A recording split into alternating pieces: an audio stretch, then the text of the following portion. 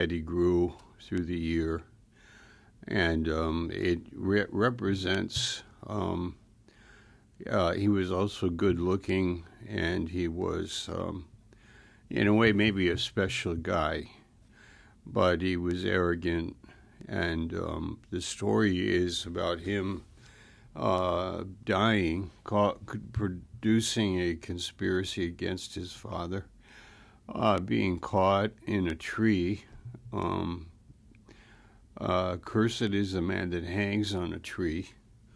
And because of his hair and a low-lying branch and the donkey moving forward, leaving him hanging, then he was a cursed man.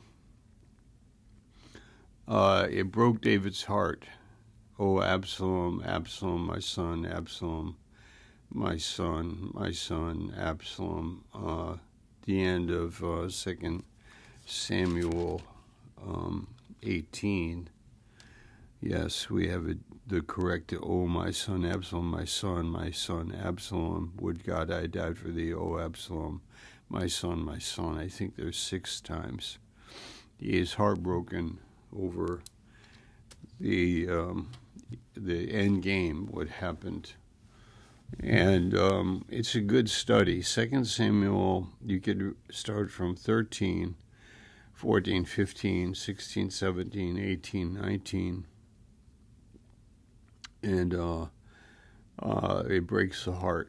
It does. It breaks the heart. What sin does and how it breaks up a family. What I am prone to do, what I do in different degrees. In Absalom's case, it's shown in a great degree. His iniquity that was found in him was hateful. The iniquity needed to be forgiven. He needed to be saved. To be honest, I think that David crying out these 6 times as he's in grief, I think is perhaps also because he knew he went to hell. He was lost, and he loved him. In the different pieces in the story, we are drawn to meditate and to think about life and what can happen, and the pain that a family may have, and the brokenness that David had, and the desire that he had for his son. Even though he was king and he was on top, David was king and the leader and so on, still he would do anything for his son. But he couldn't communicate with him very well. We read that in those chapters 14, particularly with Joab. David kind of shunned him, didn't know what to do with him. If you've never been in that situation, then you may not understand, but sometimes the communication shuts down and there's just sadness, and David had that. And Monday morning quarterbacking, meaning review, look at how it could have been different. That all happens to all of us, of course. And we can say that about David. David, if you had done this or if you had done that. But I think that is something that can be talked about, but there's something deeper, and that is the spirit, the principle of evil, the principle of rebellion.